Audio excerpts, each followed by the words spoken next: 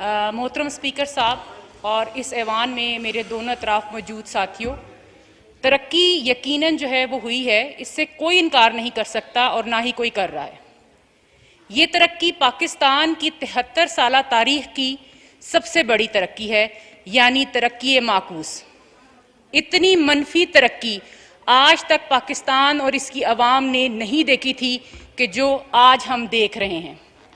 हमें गिला भी नहीं इस पर, और ख़ास तौर पे तो आपसे बिल्कुल भी गिला नहीं, क्योंकि आपने तो पहले ही बता दिया था कि सुनामी आ रहा है, और सुनामी जब आता है तो उसके नतीजे में जो कुछ होता है वो हो गया। तबाही, बर्बादी, गुर्बत, भूख, नंग, यही सुनामी का फिक्स प्रॉफिट होता था और ये नकद मुनाफा अवाम ने पा लिया। मोहतरम, इस कौम के साथ जो हाथ किया गया है, कम अज कम 10 से 15 साल तक ये कौम उसे भुगतेगी। हम ये कह सकते हैं कि ये तरक्की आर्जी नहीं बल्कि देर पा है, और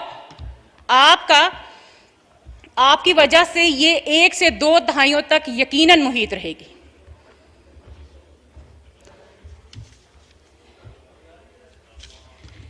देखें स्पीकर साहब, हमारा अवाम के साथ जो सलूक किया गया वो भुलाए ना भूले। 5.8 की शरह नमू से तरक्की करता हुआ मुल्क मनफी इशारियों में चला जाए, कमाल की बात है, चलाने वालों का भी और लाने वालों का भी। क्या इसके ऊपर हमूदुर रहमान कमीशन तर्ज का कोई कमीशन बनेगा? ये सवाल मैं इस ऐवान के सामने रखती हूं। हमूदुर रहमान कमीशन इस मुल्क को 2 लख्त करने वालों के खिलाफ था, और जिस कमीशन की तजवीज़ मैं दे रही हूं वो इस मुल्क को सियासी तौर पे, मुआशी तौर पे और इखलाकी तौर पर कई लख्त करने वालों के खिलाफ बनना चाहिए। ये कमीशन ना सिर्फ इस हुकूमत के खिलाफ बनना चाहिए बल्कि एक चलती हुई हुकूमत को गिराने और मुल्क को इन हालात तक लाने वाले असल किरदारों के खिलाफ भी बनना चाहिए। मोहतरम, हुकूमती बेंचों से मेरी एक बहन कहा करती थी कि हुक्मरानों की अपनी बरकत होती है, उनकी नीयतों से चीज़ों की फरावानी होती है। तो जनाब, फरावानी तो हुई है, बीमारियों की फरावानी, भूख गुर्बत की फरावानी, खौफ का शिद्दत के साथ बढ़ता हुआ एहसास, फरावानी ही फरावानी है। ये वो अनार के बागों वाला मामला है। मौजूदा देख लीजिए, मौजूदा ये जो हुक्मरान है इनके दौर में किन चीज़ों की आसानी है? बीमारी की आसानी, टड्डी दिल, जंग के खतरात, डेंगी, बेरोजगारी, कितनी बरकत है, बरकत ही बरकत है। मीडिया जो रियासत मदीना की मिसालें देता था और बातें किया करता था, इस वक्त चुप और गुंग। जो कोई सच बात कहे उसकी गर्दन मार दो, वरना उसको नौकरी से तो जरूर ही निकाल दो। ख्यालात को एक मखसूस सांचे के अंदर फिक्स कर देना, यह है नया पाकिस्तान। आपका पाकिस्तान, मेरा पाकिस्तान। उस पे जनाब ये बजट तबाही पर मजीद तबाही की नवीद।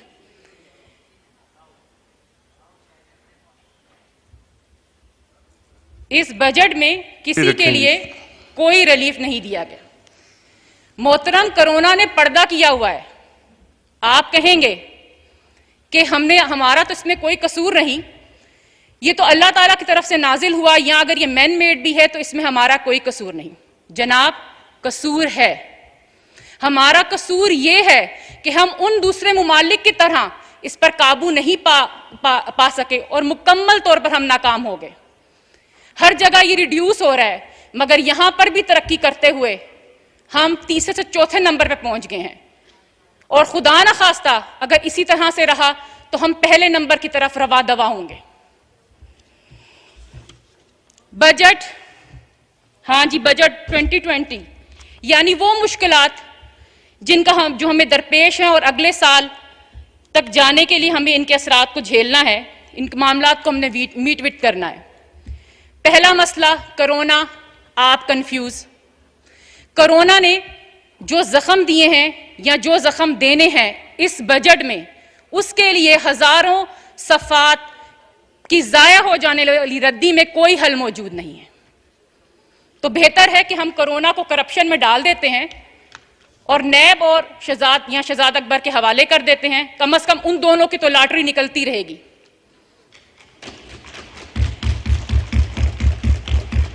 इस कोरोना से जो अमवात हुई हैं या जो लोग बीमार हैं, उन्हें हम कुदरत के खाते में डालते हैं और सवाब दारैन भी इस तरह से हम हासिल कर लेंगे। वो सवाब जनाब जिसका चीन को, अमेरिका को और बरतानिया को उसकी कतई ज़रूरत नहीं है। वो लोग इस दुनिया में ही लोगों की खिदमत करने पर यकीन रखते हैं।